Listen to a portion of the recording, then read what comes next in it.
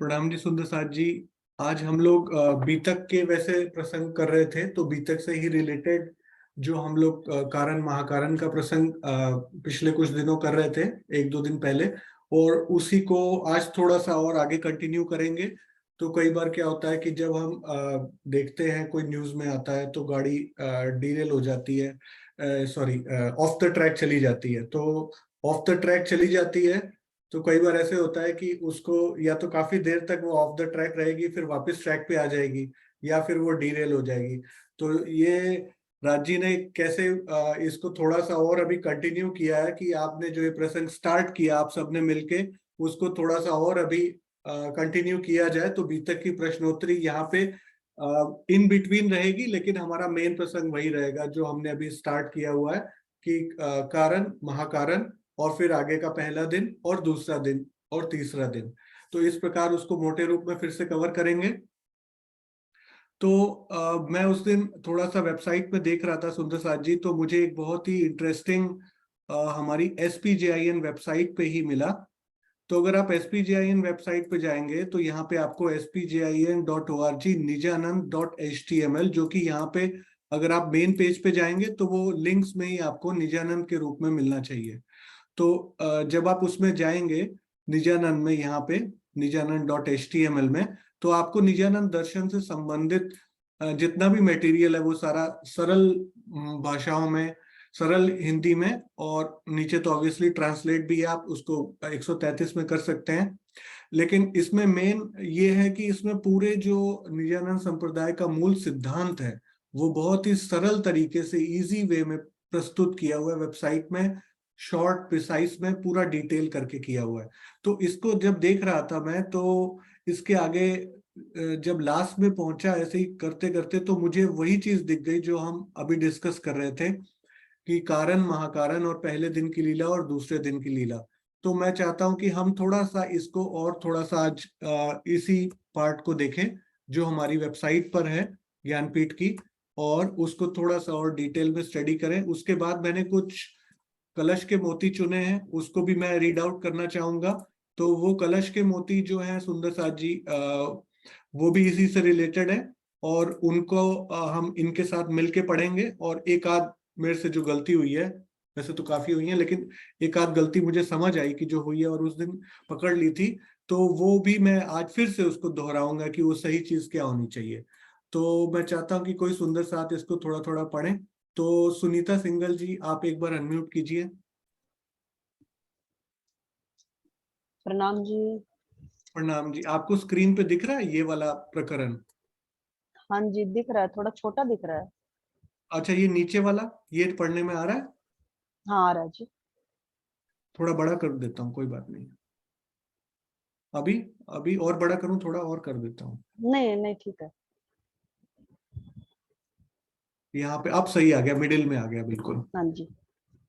हाँ जी। तो जैसा कि हम दोपहर का सूरज पढ़ रहे थे सुंदर साथ जी, और दोपहर का सूरज में फिर हम बीतक के टीका के मोती ले रहे थे। बीतक में काफी डिटेल में दिया गया ये प्रसंग, लेकिन दोपहर का सूरज में ना होने की वजह से हम इसको ज्यादा कवर नहीं कर पाए, टच नहीं कर पाए। तो मुझे लगा कि हम इसको भी कवर कर लेते हैं।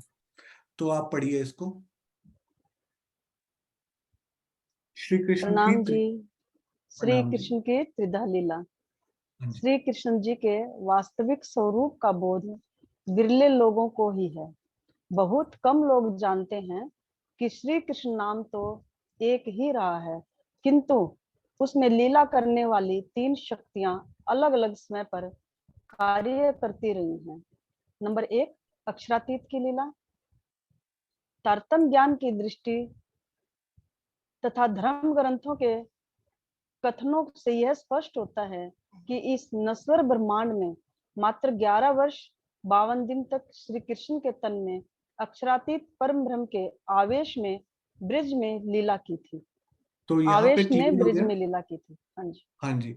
यहाँ पे क्लियर हो गया कि जो तारतम वाणी है, और जो धर्म ग्रंथ हैं हमारे पहले से लिखे हुए, उनमें स्पष्ट कथन है कि अक्षरातीत की लीला तीन शक्तियां अलग अलग कार्यों, अलग अलग समय पर कार्य कर रही है। तो एक बार मैं व्हाइट बोर्ड खोलता हूँ और क्विकली उसको देखते हैं ताकि वो भी थोड़ा सा रिवाइज हो जाएगा। तो हमारे पास 3 शक्तियां जो कार्य कर रही, ये त्रिधा लीला की बात की जा रही है। तो त्रिधा लीला की बात मतलब 3 टाइप की लीला, त्रिधा लीला मतलब 3 टाइप की लीला की बात की जा रही है। तो यहाँ पे हर एक लीला में डिफरेंट डिफरेंट जगह से शक्तियों का पदार्पण हो रहा है या उनका अवतरण हो रहा है। तो सबसे पहली जो हमारी लीला होती है वो होती है ब्रिज में। वो काल माया का ही ब्रह्मांड था, ब्रिज का ब्रह्मांड, जो सर्वप्रथम यहाँ पे हम लीला देखने आए। तो इसमें आप बताइए सुंदर साथ जी, इसमें राज जी की शक्ति ये इसमें शक्ति, इसमें हम मैं आपको बता देता हूँ, ये शर का ब्रह्मांड, ये सॉरी अदर वे राउंड,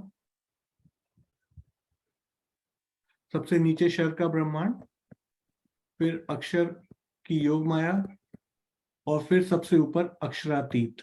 तो इस प्रकार से ये 3 हमारे जो पुरुष बताए गए हैं। तो 3 पुरुषों के हिसाब से जब ये लीला हो रही है, तो पहली लीला हमारी ब्रिज की हुई। तो ब्रिज लीला में हमारे पास जो पावर्स आई वो कहां से आई? ब्रिज लीला में। सुंदर साथ जी रेज हैंड कर सकते हैं और बता सकते हैं फटाफट, इसको क्विकली फिनिश करेंगे। तो कुसुम आंटी आप बताइए, सबसे पहली जो काल माया ब्रिज की लीला हुई उसमें शक्तियां हमारी पावर्स कहां से आ रही हैं? कौन कौन सी पावर आ रही है, किसमें क्या पावर है, क्विकली बताइए। परम धाम से आई थी, इसमें अक्षर ब्रह्म की आत्म और राज्य का आवेश था और तन विष्णु जी का था। ठीक है, बिल्कुल अक्षरातीत का आवेश और अक्षर ब्रह्म की आत्म और आत्मा विष्णु आई जी थी, का तन, और विष्णु और जी का विष्णु तन। जी का तन। और फिर उसके अलावा लीला करने के लिए दो चाहिए ना, तो ये तो राज्य बन गए और, कृष्ण के रूप। हाँ, और राधा रानी के बीच में श्यामा जी की आत्म आई थी, तन राधा रानी तो जी का था। इसमें सखियों की जो है वो हमारी ब्रह्म सृष्टियां उतरी, है हाँ ना? जी, हाँ जी। और इसमें सखियों के अलावा भी कोई और भी आए होंगे सखियों के साथ, 12,000 के साथ। राधा रानी जी के आत्म पर श्यामा जी की जो शक्तियां वो आई थी, और राधा रानी जी के तन पर 12,000 सखियों के अलावा भी और कोई आया होगा? ईश्वरी सृष्टियां आई थी 24,000, हाँ जो जी, कि जो कि अक्षर ब्रह्म की आत्मा के स्वरूप थे, मतलब। बिल्कुल कुमारिकाएं वो भी आई, कुमारिका सखियां, और ब्रह्म सृष्टियां 12,000 कुमारिका सखियां ईश्वरी सृष्टि, और हाँ जी, अक्षर ब्रह्म की आत्मा, और आवेश राज्य का, और श्यामा जी का आवेश राधा जी पे। बिल्कुल। तो ये सारी पावर्स जो हैं ये पूरी यहाँ से ओरिजिनल हमारी सारी की सारी लीला के लिए जो भी हमारा इनपुट आ रहा है वो अक्षरातीत परम धाम सच्चिदानंद उस पुरुष से आ रहा है, उत्तम पुरुष जिसको करके धर्म ग्रंथों में लिखा है। ऑब्वियसली काल माया का ब्रह्मांड है, यहाँ पे तन चाहिए होंगे, तो फिर वो जीव कोई ना कोई तो जीव धारण करेगा ही। तो ये पहला जो सोर्स बना हमारा काल माया का, इसमें सारी शक्तियां हमारी आ रही हैं पहले वाले पुरुष से, अक्षरातीत से, परम धाम से। तो अब हाँ जी, प्रणाम जी। प्रणाम अब जी। जो प्रणाम जी, अब फिर हमारी जो सेकंड लीला हो रही है, त्रिधा लीला की बात कर रहे हैं ना, तो त्रिधा लीला की यहाँ पे बात की जा रही है। तो पहली लीला हमने बहुत अच्छे से देख ली कहाँ से हो रही है। अब क्या होता है, अब हमारी सेकंड लीला होती है। तो सेकंड लीला होने के लिए कहाँ से पावर्स आ रही हैं, किसमें कौन सी पावर्स हैं, तो क्विकली बताइए सुंदर साथ जी, ज्योति सिंह जी आप बताइए। प्रणाम जी सुंदर साथ जी। इसमें भी राज्य का आवेश है। और नहीं, पहले बताइए ये कौन सी लीला है, ये कौन तो सी जोग माया की रास की लीला है ना। हाँ, वो जो त्रिधा लीला कृष्ण की बात की जा रही है वो यही वाला स्वरूप जाके फिर यहाँ पे अक्षर ब्रह्म की जो चतुष्पाद विभूति है, मैं एक बार बता देता हूँ, ये सत्स्वरूप, तो ये सत्स्वरूप ब्रह्म, और सेकंड नंबर पे क्या आएगा,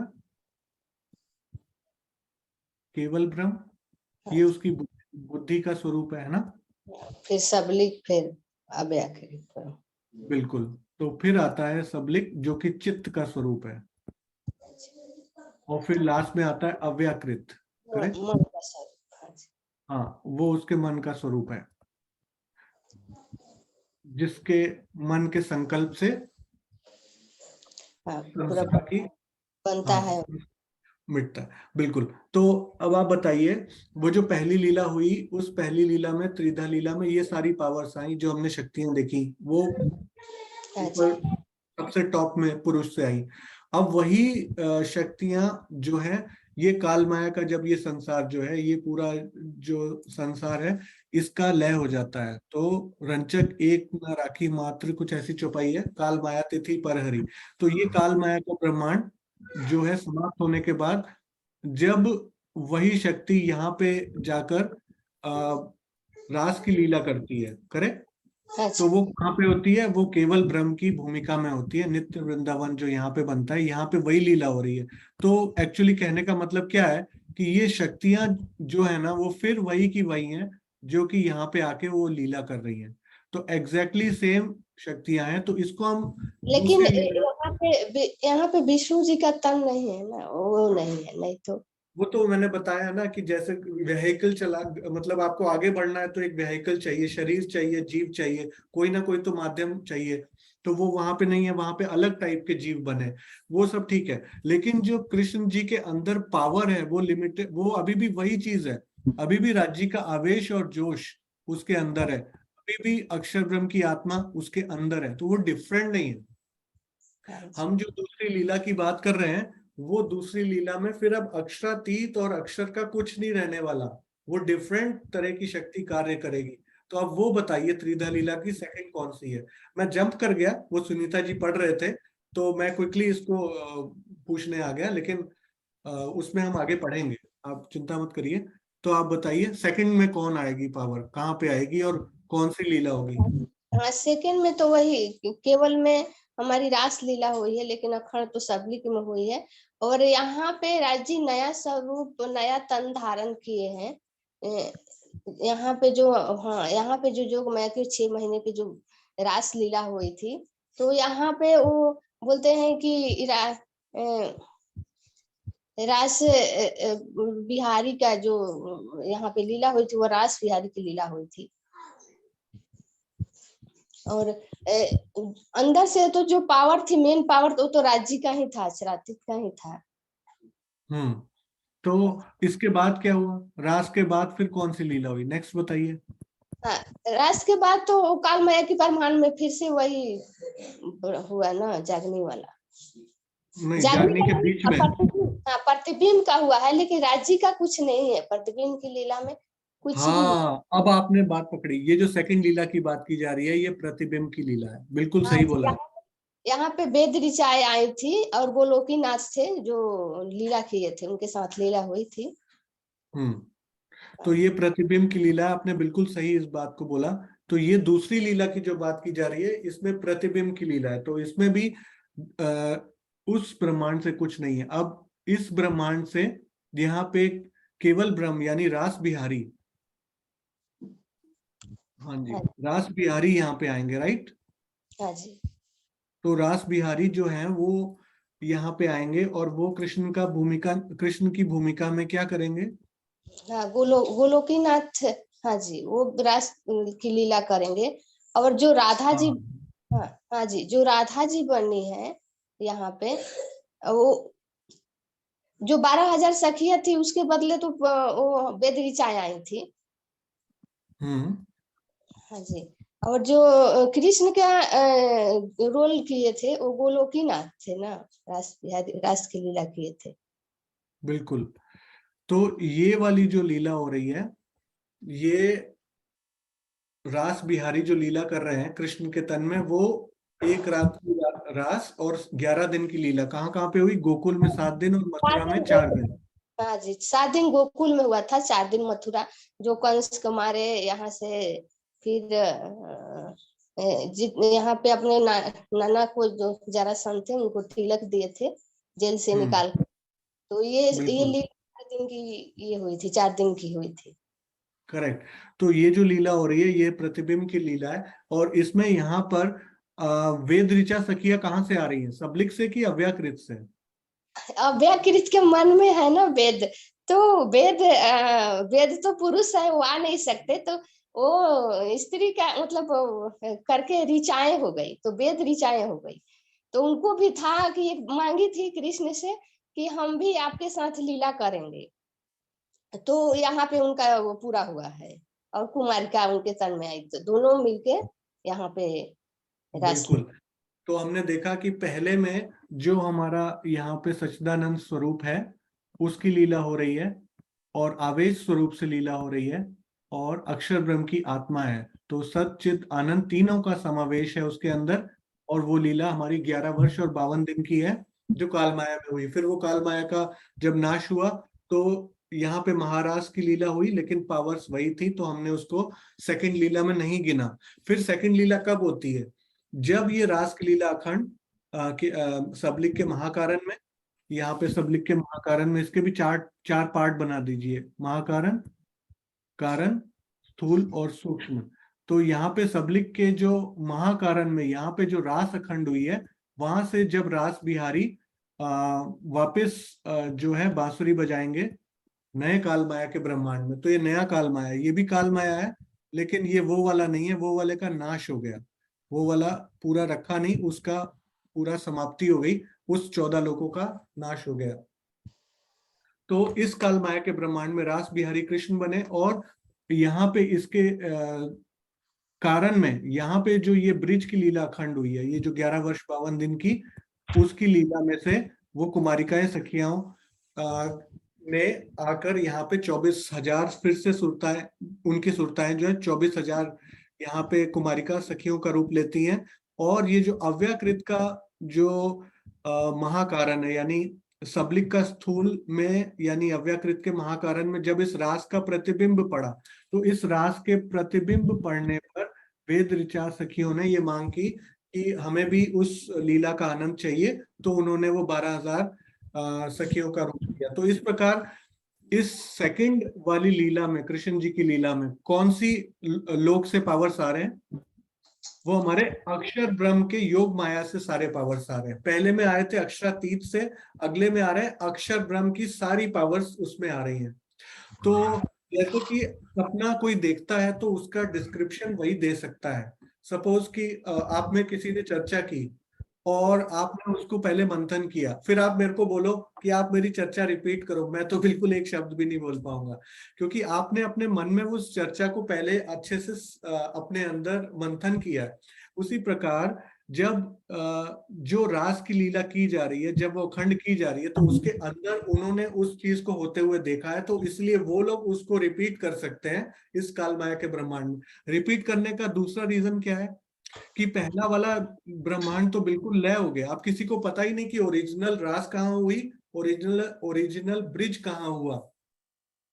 तो अब अगर हम किसी ऐसे से सुनते हैं कि हाँ अच्छा थोड़ा बहुत, अब सपोज करिए ये स्क्रीन मेरी ब्लैकआउट हो जाए और मैं सामने कुछ देख के पढ़ रहा हूँ, अचानक से मेरे सामने से वो जो वेबसाइट है वो गायब हो गई, तो मुझे थोड़ा बहुत जो याद है ना वो मैं बोलना शुरू कर दूंगा, लेकिन उससे क्लियर कट पता लग जाएगा कि इसकी खुद की नॉलेज नहीं है, ये फर्जी है। लेकिन इसने जो भी ज्ञान थोड़ा बहुत ग्रहण किया ना वो आगे बोल रहा है। तो अब उस तन में, उस जीव में, ओरिजिनल में कोई शक्ति नहीं बची, लेकिन उस तन में शक्ति नहीं होने के बावजूद भी उसने आकर यहाँ पे प्रतिबिंब की लीला की। तो प्रतिबिंब की लीला करने का मतलब ये सारा चौपाइयों में हम देखेंगे, तो मेरी बोलने में थोड़ी बहुत त्रुटि हो सकती है। तो प्रतिबिंब की लीला करने का मकसद क्या था कि उस ओरिजिनल लीला के बारे में थोड़ा सा हिंट दिया जाए कि वो ओरिजिनल लीला इस ब्रह्मांड की ये वाली नहीं है, ये डुप्लीकेट है। ओरिजिनल कहाँ पे हुई? ओरिजिनल बेहद मंडल में हुई है, योग माया में। तो ये इसका सेकंड रीजन बना जो कि वाणी में भी दिया गया। तो अब जब इस प्रकार की लीला होती है सेकंड वाली प्रतिबिंब की, तो उसमें फिर उसमें भी सिमिलैरिटीज हैं जो ओरिजिनल लीला में थी। वो हम सेकंड स्लाइड में देखेंगे कि प्रतिबिंब शब्द का मतलब क्या होता है। प्रतिबिंब का मतलब रेप्लिका या डुप्लीकेट, कॉपी कैसे बोलते हैं। प्रतिबिंब मतलब मिरर इमेज, यानी आपके सामने शीशा रखा हो उसकी कॉपी पड़ रही हो तो मिरर इमेज। वो प्रतिबिंब कैसे इक्वल होता है वो हम अभी सेकंड टाइम देखेंगे। अभी एक सुंदर साथ ये बताइए कि तीसरी जो लीला हुई, अब इसके बाद जो तीसरी लीला होती है जिसको त्रिधा में, सेकंड तो हमने देख ली कौन से पावर्स आ रहे हैं, अक्षर ब्रह्म की योग माया से सारे पावर्स आ रहे हैं। अब जो तीसरी लीला हो रही है उसमें कहाँ के पावर्स हैं? तो ये त्रिधा लीला में 3 की बात की जा रही है प्रकार की, तो तीसरी लीला में कहाँ से पावर्स आ रहे हैं बताइए। मैं बताऊंगी, दूसरे सुंदर सास जी बताएंगे। आप ही बोल दीजिए कोई। हाँ जी, ये तो विष्णु का शरीर था। और हाँ जी, ये तो विष्णु का शरीर था और ये तो क्षर का ही लीला है। ये आगे ना बिल्कुल। तो ये जो बैकुंठ, तो ये वैकुंठ बिहारी जो है, ये वैकुंठ बिहारी की ये तीसरी लीला है। यहाँ पे बिल्कुल न सही राज्य बोला। का कुछ रहा न अक्षर का कुछ रहा। यहाँ पे बिल्कुल बैकुंठ सही, सिर्फ वो रह गए जो 112 बिल्कुल वर्ष यहाँ पे लीला की क्षर ब्रह्मांड में। बिल्कुल सही। ये 112 वर्ष की जो लीला हुई है इसमें कोई अ, अक्षर का भी कुछ नहीं, अक्षरातीत का भी कुछ नहीं, ये सिर्फ और सिर्फ क्षर ब्रह्मांड की लीला है। उसमें बैकुंठ बिहारी की लीला हो रही है और इसमें थोड़े टाइम के लिए वो 100 साल तक वो सखियां रहेंगी विरह में, फिर वो भी अपने धाम अक्षर में चली जाएंगी। पर इसमें जो कृष्ण की लीला है मेन, जिसका हम पार्ट करते हैं ना त्रिधा में, वो पार्ट कृष्ण का वो हमारा बैकुंठ बिहारी का है, जो इसी संसार का है, नश्वर संसार का, क्षर ब्रह्मांड का। तो ये क्लियर कट हो गया कि 3 क्यों किए गए, क्योंकि तीनों में अलग अलग जगह से पावर्स आ रही हैं और वो लीला कर रहे हैं। इसको समझना सिर्फ तारतम ज्ञान के प्रकाश में और संसार के जो अन्य धर्म ग्रंथ हैं उनकी साक्षियों के आधार पर किया जा सकता है, अन्यथा ये पॉसिबल नहीं है कि कोई भी इसका बखान कर पाए। तो एक लास्ट चीज मैं और इसमें कवर करना चाहूंगा कि जैसे पिछली बार बात हो रही थी प्रतिबिंब की, तो यहाँ पे एक शीशा जैसे बना हुआ है, वो शीशा एक सामने, जब हमें अपना यहाँ पे मिरर इमेज दिखती है, तो सपोज यहाँ पे मैं एक स्माइलिंग फेस बनाऊं, तो यहाँ पे आपको 2 फेस दिखेंगे कि एक फेस? ऑब्वियसली जब ओरिजिनल एक है, ये सपोज करिए ओरिजिनल है या मूल है, तो ओरिजिनल में अगर जितना भी नंबर होगा उतना ही उसकी डुप्लीकेट में होगा। अगर ये मूल है जिसको हम बिंब बोले, तो इसका जो प्रतिबिंब पड़ेगा वो भी उतना ही नंबर वाला होगा, उसमें कोई डिफरेंस नहीं होगा। तो अगर इसमें 12,000 है तो इधर भी 12,000 होंगे। अब अगर मैं यहाँ पे एक फेस बनाता हूं और मैं यहाँ भी एक फेस बनाता हूं, लेकिन इसको मैं ऐसे कर देता हूं, तो क्या ये पॉसिबल है? मतलब कि हमने नंबर तो सेम कर दिए बट हमने उस फेस को इस तरीके से डिफरेंट कर दिया, तो क्या ये पॉसिबल है? तो ऐसा भी पॉसिबल नहीं है, क्योंकि जो वहां पे लीला हो रही है, अगर वो स्माइल वाली लीला है तो यहाँ पे दुख वाली लीला नहीं हो सकती। ओरिजिनल में जो पड़ेगा वही उसके प्रतिबिंब में पड़ेगा। तो एक्चुअली में कौन कौन सा सिमिलैरिटी जो मुझे थोड़ी सी नॉलेज में आई वो मैं आपसे शेयर करना चाहूंगा। अगर वैसे तो वाणी में सब दिया हुआ है, हम चौपाइयों में देखेंगे, फिर भी क्विकली एक समराइज करने के लिए मुझे लगा कि जितना मुझे लग रहा है कि कॉपी है, तो उस टाइप से सबसे पहले कॉपी क्या होती है, एक ओरिजिनल नया ब्रह्मांड बनता है, तो इधर भी नया ब्रह्मांड बनता है। तो काल माया का ये भी एक ब्रह्मांड है, काल माया का ये भी एक ब्रह्मांड है, दोनों काल माया के ब्रह्मांड में ही लीला हो रही है। ये हम बात कर रहे हैं, ये हम बात कर रहे हैं प्रतिबिंब की और ओरिजिनल ब्रिज और रास की। ये प्रतिबिंब की लीला यहाँ पे हो रही है, ये 11 दिन की, और वो 1 रात्रि की रास की, और यहाँ पे 11 वर्ष की। तो यहाँ पे भी सिमिलैरिटी है, नंबर भी सेम है। यहाँ 11 वर्ष 52 दिन की प्लस वो अखंड की रात जो केवल ब्रह्म में खेली गई महारास। तो यहाँ 11 दिन प्लस रास, इसकी प्रतिबिंब की बात की जा रही है। और यहाँ पे 11 वर्ष 52 दिन प्लस महारास, महारास की बात की जा रही है। ये ओरिजिनल है, यहाँ पे अक्षरातीत की पावर्स आई हैं। दूसरे में हमने अभी देखा अक्षरातीत की पावर्स कोई भी नहीं आई है। तो इसमें भी एक काल माया का ब्रह्मांड है, इधर भी एक काल माया का ब्रह्मांड है। तो इस प्रकार ये सिमिलैरिटी है कि यहाँ पर दोनों में एक काल माया के ब्रह्मांड में लीला की जा रही है। ये 11 साल 52 दिन की होती है लगभग, तो 11 साल तक तो इसको भी 11 दिन मान सकते हैं। ये भी एक काइंड ऑफ सिमिलर चीज मुझे लग रही है। फिर उसके बाद जब ये काल माया का लय हुआ, जब ये काल माया जो है इसका समापन होता है, तो नया जो ब्रह्मांड बनता है, तो नया जो ब्रह्मांड बनता है वहां पे किस चीज से बुलाया गया, क्या चीज थी जिसने सबको, वो काल माया छोड़ने से पहले सबको बाध्य किया उधर आने के लिए? जब काल माया का हो रहा था तो क्या चीज हुई ऐसी कि सबने तन छोड़े? व्हाट वाज द थिंग कि सबको तन छोड़ने पड़े, क्या चीज हुई थी वहां पर? प्रणाम जी। नाम जी, हाँ जी 52 दिन का विरह था और उसके बिल्कुल। बाद जब बांसुरी बजी तो हमने कालमाया को ऐसे छोड़ा कि जैसे अपना एक गाय के बछड़े जैसा थोड़ा सा रास्ता हो हमारे लिए, ऐसे छोड़ा था हमने। और घर बार ऐसे छोड़ा था कि पति खाना खा रहा है तो उसकी थाली में पैर रख के निकल गए, और बच्चे दूध पी रहे तो बच्चों को फेंक दिया। मेकअप, कईयों ने भी अपना मेकअप किया तो वो आधा अधूरा करके निकल गई। और भी वो इसी तरह से हमने छोड़ा। और जब दोबारा से शुरू किया तो रास से शुरू किया। बिल्कुल। तो आपने सही बताया कि फिर वो जो नया ब्रह्मांड बना वहां पे नित्य नित्य वृंदावन में जाकर, हाँ जी, नित्य वृंदावन में जाके रास खेल रहे थे हम। हाँ, तो वहां पे बांसुरी बजी और वो बांसुरी की मोहक ध्वनि सुनकर सबने अपने तन छोड़े और वहां पर जाकर नए तन धारण किए। फिर से बांसुरी बजाकर ही उन्होंने नया ब्रह्मांड शुरू किया और रास खेल ली हमने। बिल्कुल उसी प्रकार जब रास बिहारी, आपने बिल्कुल सही बताया, प्रणाम जी। प्रणाम जी। उसी प्रकार जब हमने ये वाला ब्रह्मांड बना है तो भी रास बिहारी जब यहाँ आए तो उन्होंने फिर से वही बांसुरी बजाई और वो नए ब्रह्मांड में फिर वेद ऋचाएं और प्रतिबिंब की सखियां उसमें आती हैं। तो ये भी एक सिमिलैरिटी हो गई कि किस प्रकार एक नया ब्रह्मांड बन रहा है और उसी प्रकार से उनको बुलाया जा रहा है। अब इसके बाद जब ये रास खेली जा रही है, यहाँ पे जो महारास हो रही है, इसमें भी एक सिमिलैरिटी है, इसमें भी एक सिमिलैरिटी मुझे नजर आई।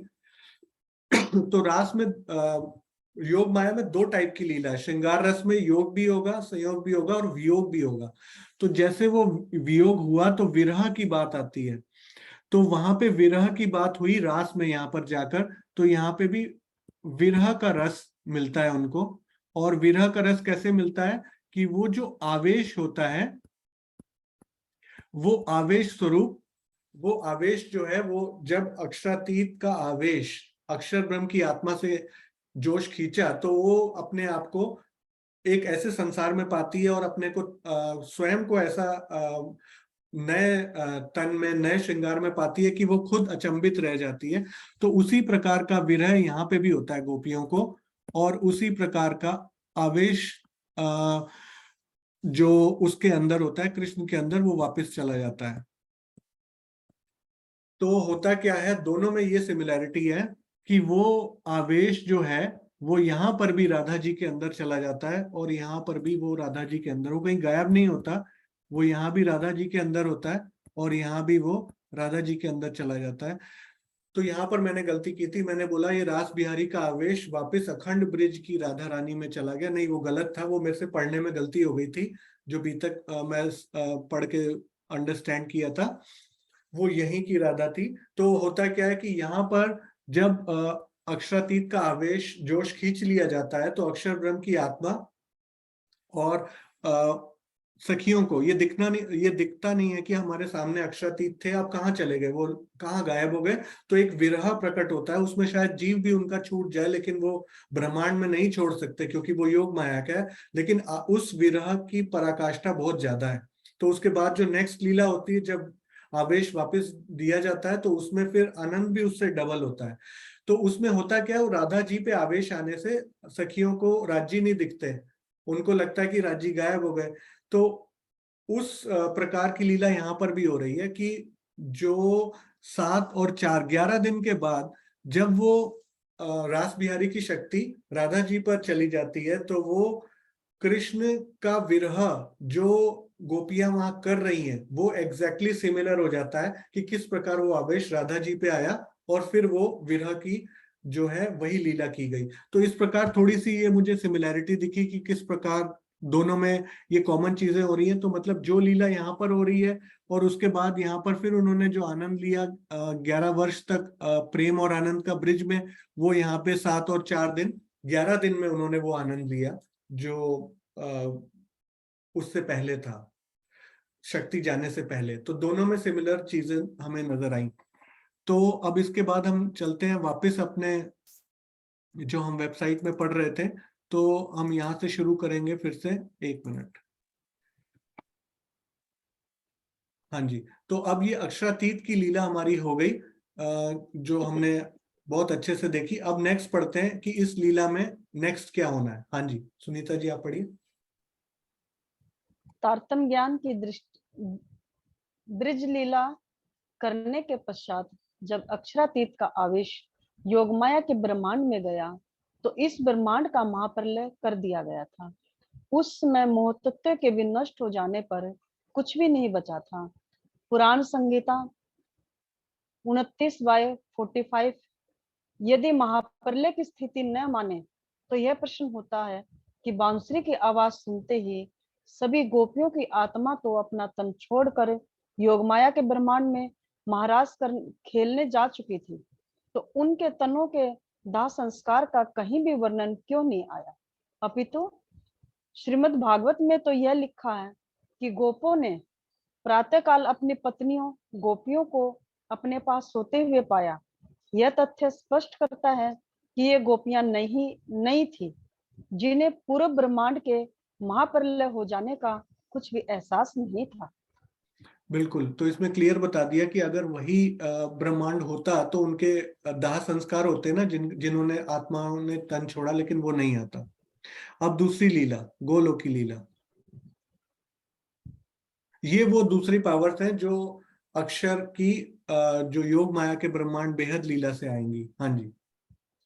अचानक ही योग माया की शक्ति के द्वारा उत्पन्न किए हुए उस महामोह सागर से महासागर के पुनः प्रपंचमय ब्रह्मांड बनकर प्रकट हो गया। पुराण संहिता 29/46। यह नया ब्रह्मांड जैसा का तैसा बना दिया गया, जिसमें प्रतिबिंब की लीला हुई। प्रतिबिंब लीला में गोलोक योगमाया के श्री कृष्ण की शक्ति श्री कृष्ण के तन में तथा वेद ऋचा कुमारिकाओं के जीव गोपियों सखियों के तन में विराजमान हुए। गोलोकी श्री कृष्ण ने कुमारिका सखियाओं के साथ गोलोक में 7 दिन तक रासलीला के गोकुल में 7 दिन तक रासलीला की तथा 4 दिन मथुरा में कंसवध आदि लीला की।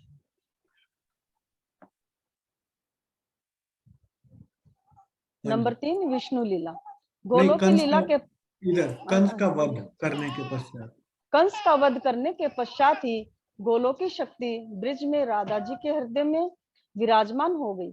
यही कारण है कि वर्षों तक विरह में तड़पने के बाद भी राधा सहित गोपियां मथुरा जाकर विष्णु स्वरूप श्री कृष्ण से भेंट नहीं कर सकी थी, जबकि गोकुल और मथुरा के बीच केवल 7 किलोमीटर की दूरी है।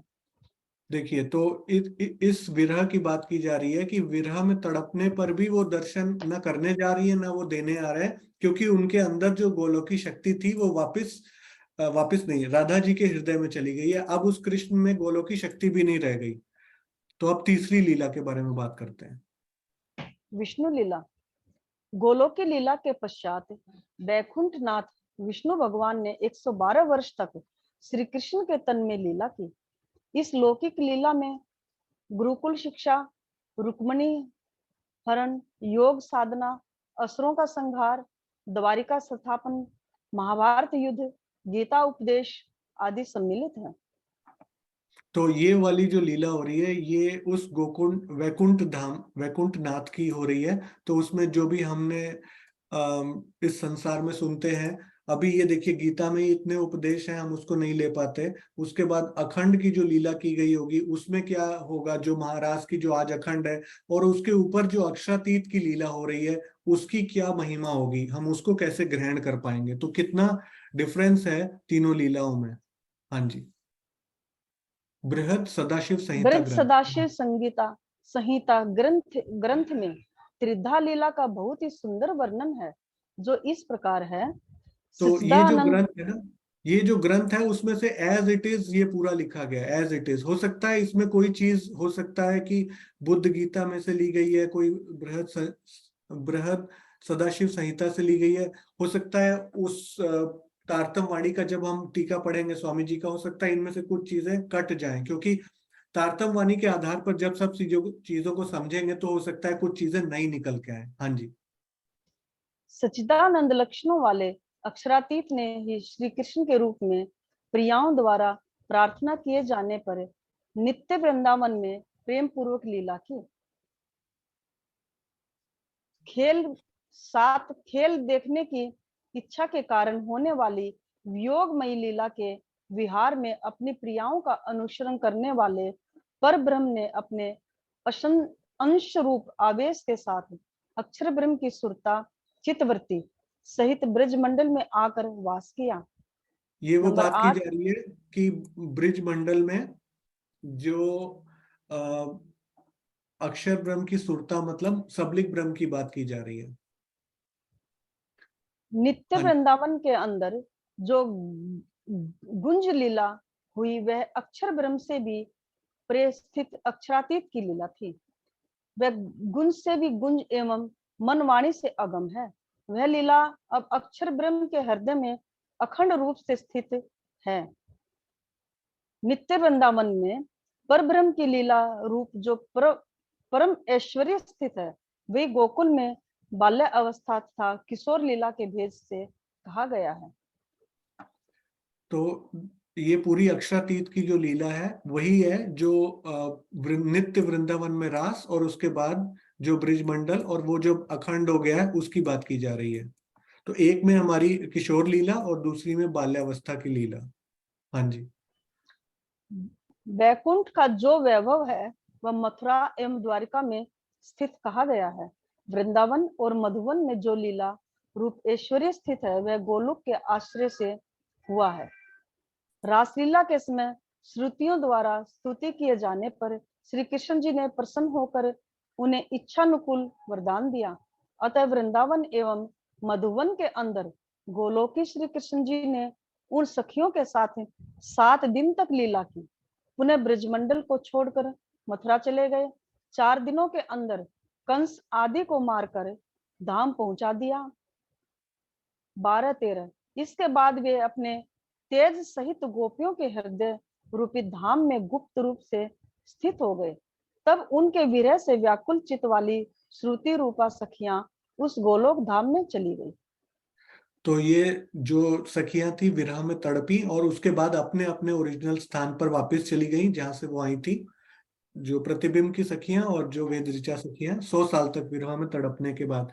तो ये पूरी लीला वो वाली की जा रही है, प्रतिबिंब की लीला की बात की जा रही है। हाँ जी। लास्ट इसके बाद पृथ्वी का भार हरण करने की इच्छा से मथुरा में चक्रधारी विष्णु रूप श्री कृष्ण कुछ वर्षों तक रहे।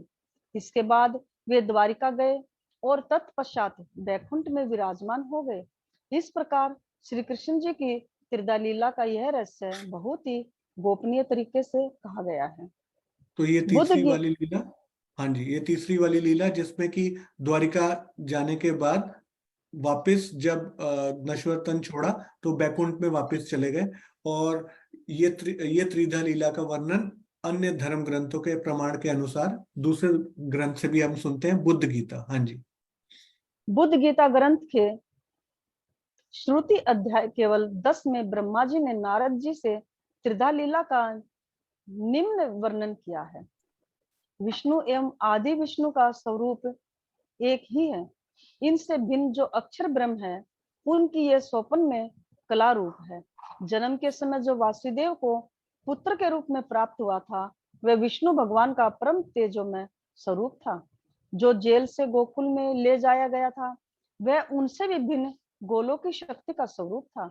हाँ देखिए, तो अब ये जो बुद्ध गीता है ना, इसमें प्रमाण दिया जा रहा है कि जब ये अभी हम देखेंगे कलश में कैसे स्वामी जी ने समझाया है। तो यहाँ पे ये बताया जा रहा है कि जन्म के समय जो पुत्र के रूप में प्राप्त हुआ और उसके बाद जब जन्म हो गया और जेल से गोकुल में ले जाया जा रहा है, तो यानी अभी इन बिटवीन मतलब अभी पैदा होने से लेके नंद जी के घर जाने तक की रास्ते की बात की जा रही है। तो जो रास्ते में ट्रांसपोर्ट हो रहा है जेल से लेकर गोकुल में, इंटरिम उस पीरियड में क्या हो रहा है, उस पीरियड में बोला जा रहा है कि उनसे भी भिन्न गोलों की शक्ति का स्वरूप उसके अंदर है। पर ये थोड़ा सा स्पष्ट करेंगे कि ये डिफरेंट है, फिर भी हम पढ़ते हैं आगे। हाँ जी, ब्रिज में। ब्रिज में जिसने सखियों के साथ लीला की वह परम ज्योति में अलौकिक अक्षर ब्रह्म का स्वरूप था। जिसने योग माया के अंदर रास की लीला की वह अक्षर ब्रह्म की आत्मा से युक्त अक्षरातीत की शक्ति के द्वारा किया हुआ कहा गया है। इस प्रकार विष्णु अक्षर ब्रह्म एवं अक्षरातीत की प्रतिभाषिक लीला के ये 3 स्थान है, किंतु पर ब्रह्म अक्षरातीत की वास्तविक लीला का तेजोमय स्थान इनसे भिन्न ही है, जो उनके ही समान चेतन रूप वाला तथा अखंड है। तो ये बुद्ध गीता में भी ये तीनों प्रकार की लीलाएं की हैं कि एक विष्णु की लीला, एक अक्षर ब्रह्म की लीला और एक अक्षरातीत की स्वयं की लीला। और इनके अलग अलग स्थान, जो अभी तीनों अलग अलग स्थान पे, जैसे कि जो अखंड हो चुकी है वो अभी भी हो रही हैं, तो वो ब्रिज और महाराज की जो लीला है वो अभी भी अखंड है। लेकिन उसमें जो अक्षरातीत की लीला है वो आज के समय में वो नहीं है, वो उसमें आवेश नहीं काम कर रहा है।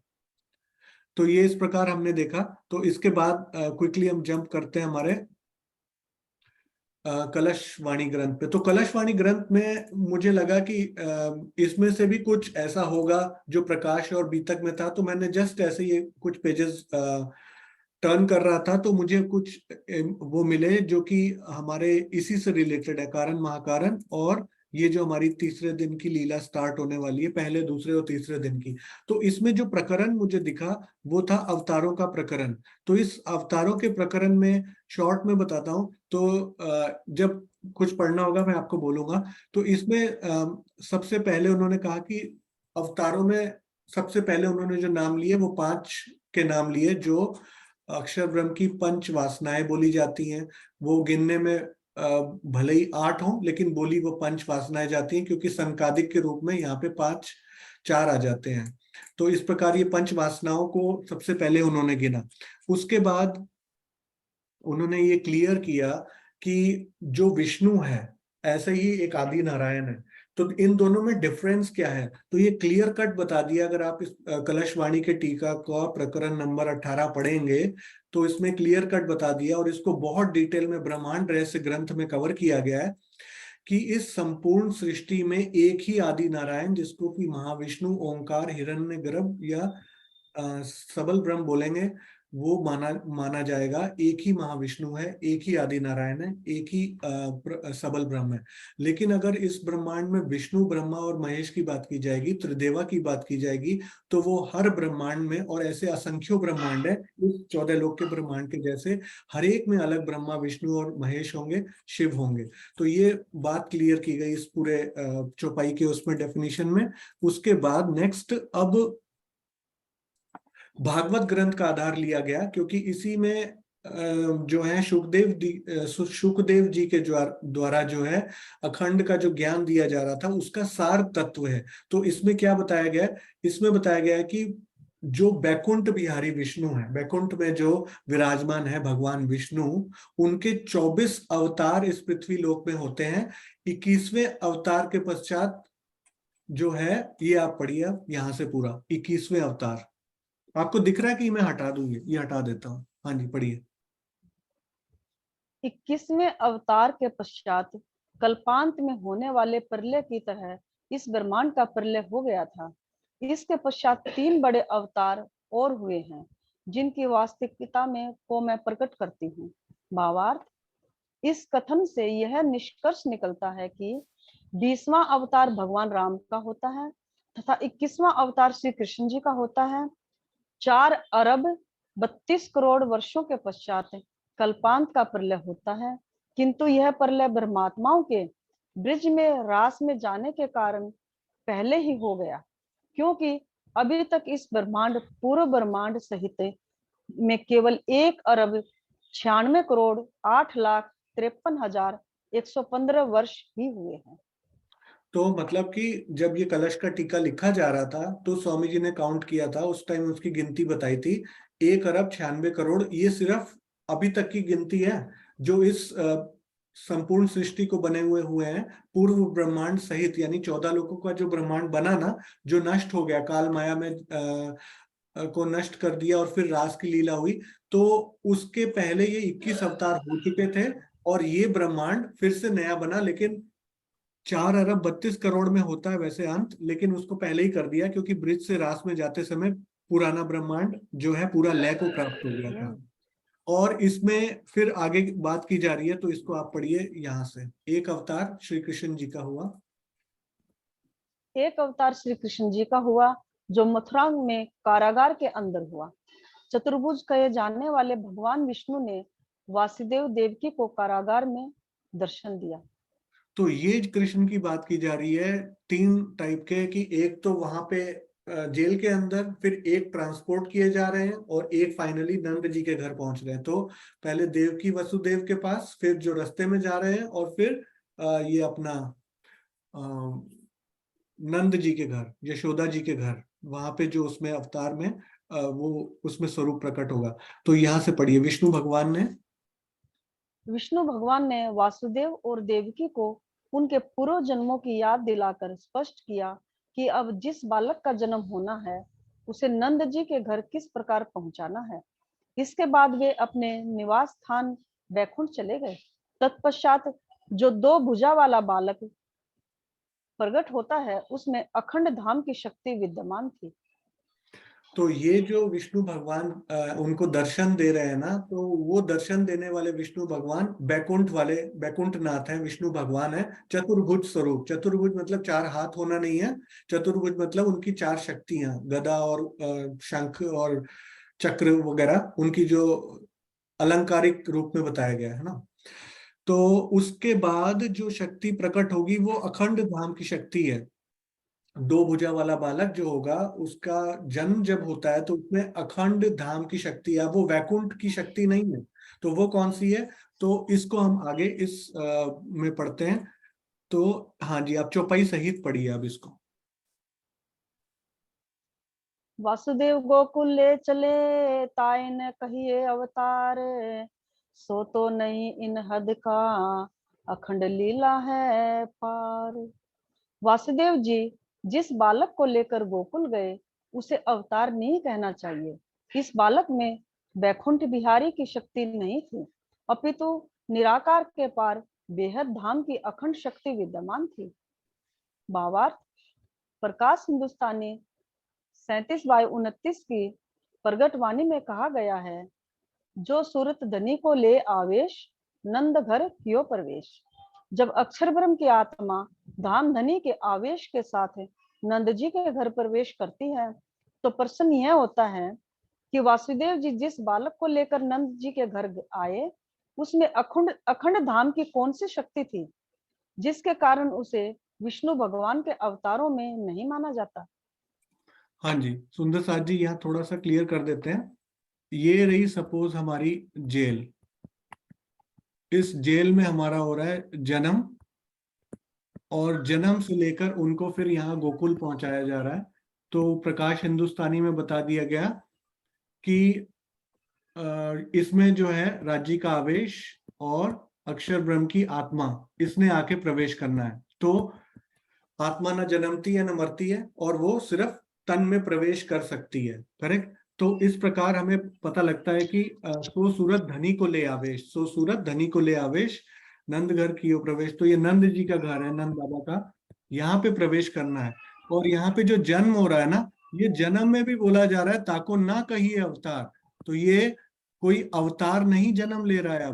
अब अगर अवतार नहीं जन्म ले रहा, ठीक, तो इसका मतलब कोई अखंड की शक्ति है, क्योंकि अवतार का मतलब क्या होता है, अवतार जो होगा वो आएगा जाएगा, मतलब जन्मता और मरता है। लेकिन ये जो जन्म लिया है ये अवतार नहीं है, इसका मतलब कि कोई अखंड की शक्ति जो उसको ट्रांसपोर्ट करेगी फाइनली यहाँ तक, मथुरा की जेल में जब जन्म हुआ और यहाँ गोकुल तक, यहाँ तक जाने में उसके बीच की बात की जा रही है। तो ये जो बीच का पार्ट है, ये बीच के पार्ट में कौन सी ऐसी शक्ति है जो उसको बोल रही है कि अभी ये अवतार नहीं है।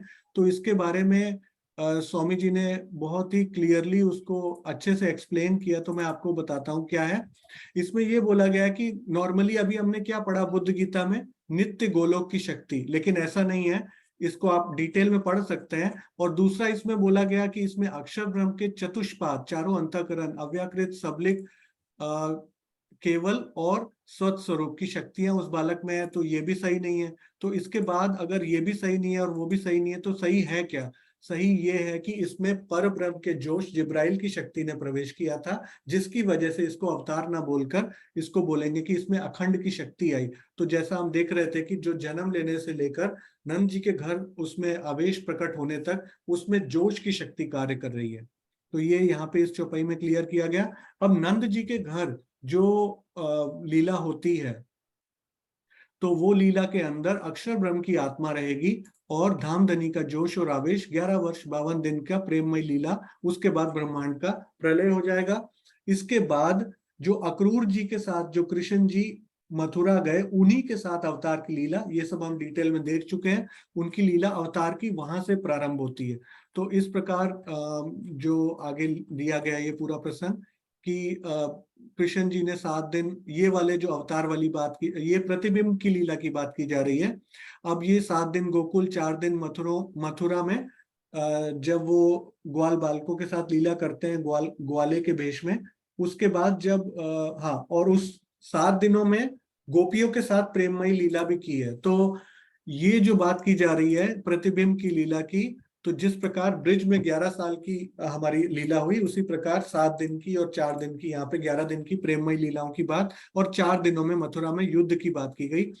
अब मथुरा में 4 दिन व्यतीत करने के बाद जब उन्होंने वसुदेव देवकी को कारागार से मुक्त किया और राजसी वस्त्र धारण किए, अब वो रास बिहारी की शक्ति गई वापस। अब वो कृष्ण जी में, वापस नहीं, राधा जी में, अब वो कृष्ण जी जो है वो अवतार हो गए। अब उनसे जो है अखंड की शक्ति उनसे चली गई है, लेकिन अभी भी उनके अंदर बैकुंठ बिहारी की, विष्णु की, जो भगवान विष्णु के 14 लोक के ब्रह्मांड के स्वामी है, इस पर्टिकुलर ब्रह्मांड के जो विष्णु भगवान है, उनकी लीला की बात शुरू हो रही है। लेकिन जो है तारतम ज्ञान की नॉलेज में, इस ज्ञान में समझ में आएगा। लेकिन अदरवाइज इसको कोई बोलेगा ये 11 वर्ष 52 दिन वाली लीला है, कोई बोलेगा ये जो बैकुंठ के स्वामी जो 11 दिन की लीला है उसको रास बिहारी वाले कर रहे हैं। लेकिन एक्चुअल में इसका डिटेल ये है कि 11 वर्ष 52 दिन की लीला अक्षरातीत का आवेश कर रहा है। 11 दिन की लीला बांके बिहारी, रास बिहारी के नूरमयी तन के आवेश ने की है। वहां जो तन है, नया तन नित्य वृंदावन का, उसके अंदर जो आवेश है, वो जो नूरी तन में आवेश है, उसने यहाँ आकर लीला की। और बैकुंठ की लीला, बैकुंठ बिहारी की लीला, लास्ट वाले 112 वर्ष भगवान विष्णु ने, ये सार है पूरी त्रिधा लीला का, जिसको हम कारण महाकारण, पहला दिन दूसरा दिन में इतने दिनों से उसको मंथन कर रहे थे। और उस लीला, उस शक्ति के जाने के बाद उनका युद्ध जब होता है, तो जब वो कृष्ण जी होते हैं, उनके पास कोई शक्ति नहीं होती, तब पूर्ण रूप से वो विष्णु बन जाते हैं और बैकुंठ से विष्णु भगवान की उपस्थिति गायब हो जाती है, क्योंकि अब वो उनके अंदर स्थित हो गए। 112 वर्ष तक वो लीला करेंगे, तो वो उनके अंदर आने से बैकुंठ में वहां पर उसकी एब्सेंस हो जाएगी, वहां से उनकी एब्सेंस हो जाएगी। अब भगवान विष्णु के अंदर जो कृष्ण जी का जो अवतार है, भगवान विष्णु का अवतार जो श्री कृष्ण जी है, मथुरा द्वारिका में 112 वर्ष तक युद्ध करके वापिस बैकुंठ चले जाएंगे। जागृत बुद्धि का अवतार अब तक गोपनीय ही रहा है। और एक इंपॉर्टेंट चीज आती है जिसका कि वाणी में बहुत अच्छे से डिटेल में दिया गया है, वो किरंतन में भी है, वो सब हम डिटेल में देखेंगे। लेकिन आप फिलहाल ये समझ लीजिए कि अक्षर ब्रह्म की जो जागृत बुद्धि है, जिसने वो रास का खेल देखा, तो हम लोग ने कल देखा था कि अक्षर ब्रह्म की इच्छा भी पूरी हुई रास की कि मेरे को भी विलास की लीला देखनी है अक्षरातीत की। क्या वो पूरी हो गई थी लीला? ये दूसरा ब्रह्मांड क्यों बनाया गया? खाली सखियों के लिए बनाया गया है क्या? तो आपको इसमें आगे आप मंथन करोगे तो आपको पता लगेगा कि अक्षर ब्रह्म की इच्छा भी पूरी नहीं हुई, क्योंकि अक्षर ब्रह्म ने जो मार्फत की लीला देखनी है, उसका अभी तक उसको रसपान नहीं हो पाया। यानी कि जागृत बुद्धि जो है वो अभी तक अखंड रास का ही ध्यान करने में मग्न है। लेकिन 1712 में जब वो महामती के मिहिराज जी के तन में हृदय में विराजमान होती है, इंद्रावती के धाम हृदय में विराजमान होती है, तो उस जागृत बुद्धि को वो जो मार्फत का ज्ञान धाम धनी के आवेश से, तारतम ज्ञान से मिलता है, उससे उस जागृत बुद्धि में और वृद्धि होती है, पल पल वृद्धि होती है। तो ये एक नई चीज है, इसका भी एक चौपाई आएगी, वो हम आगे देखते हैं क्विकली। तो इन्होंने उस जागृत बुद्धि की इतनी महिमा लिख दी, क्योंकि महामती के तन में जो अब जागृत बुद्धि को तारतम ज्ञान की शक्ति मिल रही है, उससे उसका कितना विस्तार हो रहा है। तो इस जागृत बुद्धि का मेरे हृदय में, महामती के हृदय में जब उसको तारतम शक्ति मिली, तो संपूर्ण ब्रह्मांड को निर्मल करने की शक्ति इसमें ताकत आ गई उस जागृत बुद्धि में। उसका अर्थ क्या है? उसका अर्थ ये है कि तारतम का बल, यानी कि अक्षरातीत के हृदय में विद्यमान जो संपूर्ण सत्य है, परम सत्य है, यानी हकीकत मार्फत और हकीकत और मार्फत, जो सत्य और परम सत्य है, उसका जो ज्ञान अभी तक का भंडार जो अब तक जागृत बुद्धि के पास नहीं था, वो तारतम का बल उसको मिल गया। तो कितनी उसमें वृद्धि हो गई, तो इसकी बात की जा रही है। और एक चौपाई इसमें आएगी, जागृत बुद्धि के संबंध में बहुत भविष्यवाणियां हैं, किंतु जागृत बुद्धि अभी तक छिपी रही। तारतम ज्ञान के प्रकाश में ये सारा बेहद ब्रह्मांड बेहद मंडल में अखंड होने वाला है। ये महिमा जागृत बुद्धि की रहेगी। किस प्रकार एक हवा में रुई के फूके की भांति सबके संशय उड़ जाते हैं, अज्ञानता उड़ा दी जाएगी बेहद के ब्रह्मांड में। तो इस जागृत बुद्धि ने अक्षरातीत के चरण कमलों को प्राप्त कर लिया, जिसके परिणाम स्वरूप इसके अंदर भी इसे भी निराकार और बेहद से परे परम धाम का संपूर्ण सत्य ज्ञान प्राप्त हो गया। और इस चौपाई से क्लियर होता है कि तुम कूदा तो अपने इश्क के बल, ना रहे ये अकल। इससे क्या मतलब है? इससे मतलब ये है कि जागृत बुद्धि से परे एक निज बुद्धि है, जिसमें एकत्व, वाहिदत और प्रेम का रस है। तो ये निज बुद्धि की जो बात की जा रही है, ये जागृत बुद्धि से अलग है। और ये निज बुद्धि किसका पार्ट है? राजी का, श्यामा जी का, तिथियों का। बिल्कुल। तो ये इन सब का पार्ट है। इस निज बुद्धि के द्वारा ही अक्षरातीत को सखियां रिझाती हैं और श्यामा जी रिझाते हैं।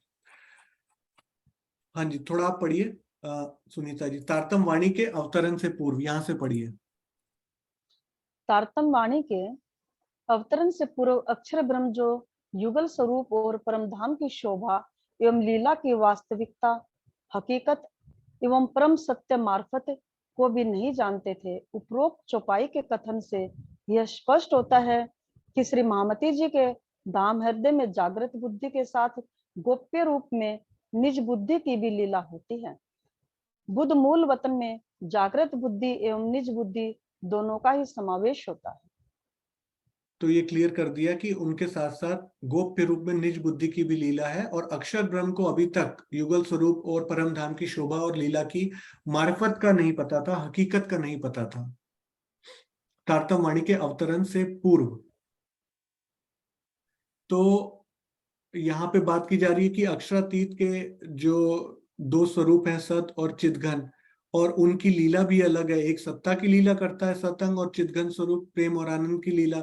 तो लीला भी अलग हो सकती है। तो बुद्धि भी लीला में जो होगी वो दो प्रकार की क्यों नहीं हो सकती? एक जागृत बुद्धि और एक निज बुद्धि। तो जो अक्षर ब्रह्म है, उनकी जो बुद्धि है वो क्या करती है? असंख्य ब्रह्मांडों का सृजन और प्रलय। और श्यामा जी की बुद्धि क्या वो कर सकती है?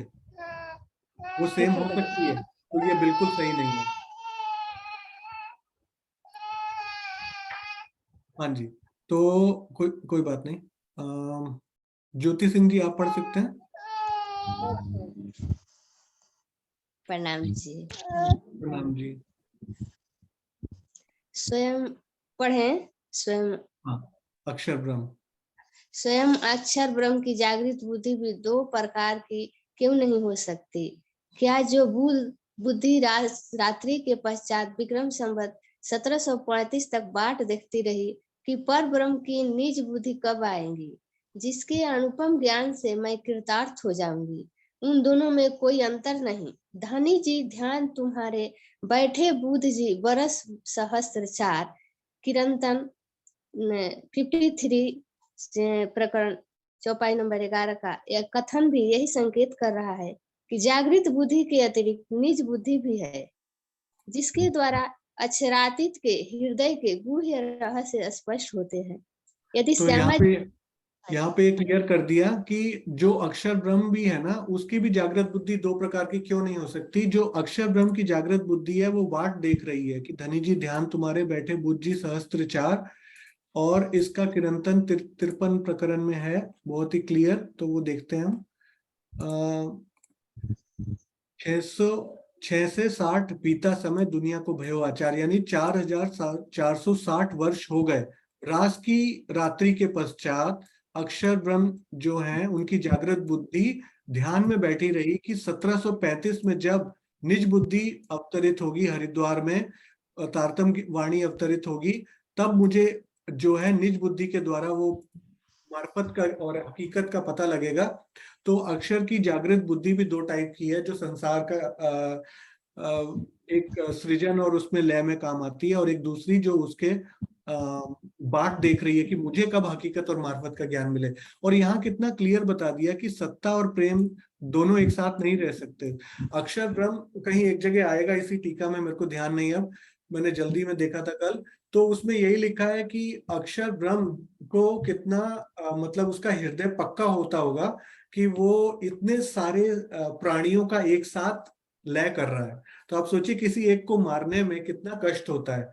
जब कोई एक प्राणी को आप कष्ट देंगे, किसी की हत्या करेंगे, तो कितना कष्ट होगा। और वो तो पूरे के पूरे महाप्रलय को कर दे रहा है। तो क्या उसके अंदर वही बुद्धि हो सकती है जो प्रेम और आनंद के स्वरूप में हो सकती है? तो बिल्कुल नहीं हो सकती। तो इसका मतलब उसकी बुद्धि अलग और ये बुद्धि अलग। तो अक्षर ब्रह्म को भी जब ये प्रेम और आनंद प्राप्त होगा तो इसके बाद क्या वो लीला करना बंद कर देगा? नहीं। तो उसकी जो अलग बुद्धि है वो अभी भी सृजन का कार्य करेगी। उसमें अगर प्रेम का हम ओवरफ्लो डाल देंगे तो वो प्रेम अगर किसी में आ गया तो वो किसी को आहत नहीं कर पाएगा। तो ये किस प्रकार से ये डिफरेंट बुद्धि है, इसका बहुत अच्छा किया गया। इसके आगे थोड़ा सा प्रसंग चेंज हो रहा है, तो हम इसको यहाँ पे स्टॉप देंगे। यहाँ पे जो बात की जाएगी अब, कि अब तक जो अवतार आपने देखे वो डिफरेंट थे, लेकिन अब जिस अवतार की बात की जा रही है वो जो है बुद्ध विजयाभिनंदन, बुद्ध निष्कलंक स्वरूप की बात की जा रही है, जिसका कि धर्म ग्रंथों में विजयाभिनंदन बुद्ध अवतार के रूप में वर्णन किया गया है। तो इसको हम लोग थोड़ा सा कल देखेंगे। ये शॉर्ट में थोड़ा सा, ये प्रकरण के 4 पार्ट हैं, वो लास्ट में देखेंगे। और इसमें जो डिफरेंट प्रकरण जिसमें डिफरेंट उसकी बात की जा रही है अवतार की, तो इसका वर्णन भी बीतक में आया था कि 1735 में उनको बुद्ध निष्कलंक स्वरूप के रूप में घोषित किया गया, और जो धर्म ग्रंथों में पहले से ही वर्णित था कि इनका जाहिर होना है 1735 में। तो ये डिफरेंट स्टोरी यहाँ पे है, थोड़ी सी इसी प्रकरण में है। तो इसको हम थोड़ा कल विचार करेंगे इसके ऊपर। और आज हमने पढ़ा उसके लिंक को हम यहीं पे स्टॉप करते हैं, और इसको फिर हम कल कंटिन्यू करेंगे। प्रणाम जी सुंदर साथ जी, प्रणाम जी। प्रणाम जी सुंदर साथ जी, प्रणाम।